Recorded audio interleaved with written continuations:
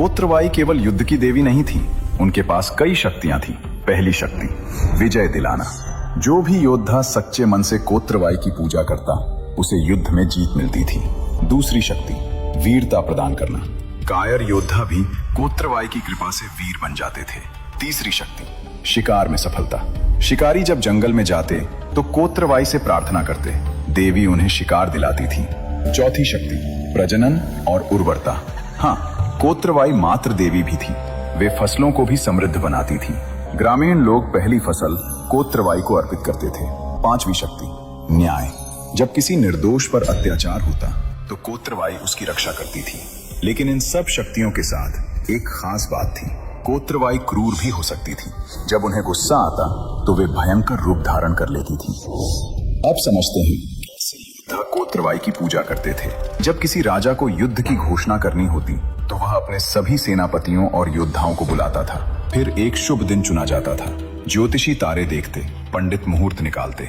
उस दिन सभी योद्धा एक खुली जगह पर इकट्ठा होते थे। आमतौर पर यह जगह गांव से बाहर होती थी, किसी जंगल के किनारे या पहाड़ी पर। वहां कोत्रबाई की एक अस्थायी वेदी बनाई जाती थी, पत्थरों को जमाकर मिट्टी से।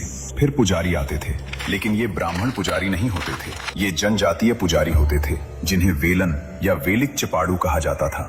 पुजारी विशेष कपड़े पहनते थे, लाल रंग के कपड़े, माथे पर लाल टीका, हाथों में त्रिशूल। और अब वह हिस्सा जो सबसे रहस्यमयी है, कोत्रबाई की पूजा में रक्त की बलि दी जाती थी। हाँ, आपने सही सुना, खून, जानवरों का खून।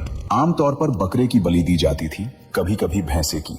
बलि देने का एक विशेष तरीका था। जानवर को वेदी के सामने लाया जाता था। पुजारी मंत्र पढ़ते थे, तमिल में पुराने मंत्र जो आज लगभग भूल चुके हैं। फिर एक ही वार में जानवर की गर्दन काट दी जाती थी। खून एक बर्तन में इकट्ठा किया जाता था। इस खून को कोत्रबाई की मूर्ति या वेदी पर चढ़ाया जाता था। लोग मानते थे कि देवी खून पीती हैं, ये उन्हें शक्ति देता है। लेकिन कभी कभी कुछ और भी होता था। कुछ योद्धा अपना खुद का खून भी चढ़ाते थे। वे अपनी उंगली या हाथ में चीरा लगाते और खून देवी को अर्पित करते। लेकिन रुकिए, ये सब कुछ नहीं था। कुछ खास मौकों पर एक बहुत ही खतरनाक अनुष्ठान होता था। जब कोई बहुत बड़ा युद्ध होने वाला होता, जिसमें हार का मतलब मौत होता, तब कुछ योद्धा एक कसम खाते थे। वे कहते थे, अगर हम जीत गए तो हम अपना सिर देवी को अर्पित करेंगे। आप सोच रहे होंगे ये कैसे संभव है? जीतने के बाद तो वे जिंदा रहेंगे। लेकिन नहीं, कुछ योद्धा अपनी कसम पूरी करते थे। युद्ध जीतने के बाद वे कोत्रबाई के मंदिर जाते और खुद अपना सिर काट देते थे। ये सुनने में बहुत क्रूर लगता है, लेकिन उस समय ये सबसे बड़ा सम्मान माना जाता था। इसे नवकांडम कहते थे, 9 भागों में शरीर को काटना। संगम साहित्य की एक कविता अग्नानुरु में इसका वर्णन है। एक योद्धा खुद अपना शरीर काटकर देवी को अर्पित करता है। आज हमें ये बर्बर लगता है, लेकिन उस समय ये भक्ति की पराकाष्ठा थी। कोत्रबाई की पूजा में एक और महत्वपूर्ण चीज होती थी, वेरियाट्टम। वेरियाट्टम का मतलब होता है भाले का नृत्य या पागलपन का नृत्य। यह एक ऐसा अनुष्ठान था जिसमें पुजारी ट्रांस में चला जाता था। उसके शरीर में देवी का आवेश हो जाता था। यह कैसे होता था? पहले तेज ढोल बजाए जाते थे। पराई नाम का एक खास ढोल था। इसकी आवाज बहुत तेज और डरावनी होती थी। लोग घेरा बनाकर खड़े हो जाते थे। बीच में पुजारी होता था, उसके हाथ में भाला या तलवार। धीरे धीरे ढोल की गति बढ़ती जाती थी। पुजारी नाचना शुरू करता था।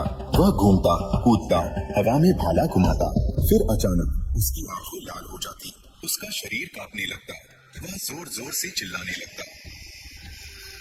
लोग कहते, देवी आ गई, कोत्रबाई प्रकट हो गई। फिर पुजारी भविष्यवाणी करता। वह बताता कि युद्ध में क्या होगा, कौन जीतेगा, किसे मौत आएगी। यह अनुष्ठान कई घंटे चलता था। आखिर में पुजारी थककर गिर जाता। लोग उसे सहारा देते। धीरे धीरे वह होश में आता। अब मैं आपको बताता हूँ कुछ असली कहानियाँ, ऐसी कहानियाँ जो संगम साहित्य में दर्ज हैं। पहली कहानी है चेर राजा इरुम्पोराई की। इरुम्पोराई एक शक्तिशाली चेर राजा था। उसका राज्य केरल और पश्चिमी घाट के इलाकों में फैला हुआ था। एक बार पांड्य राजा ने उसके राज्य पर हमला कर दिया।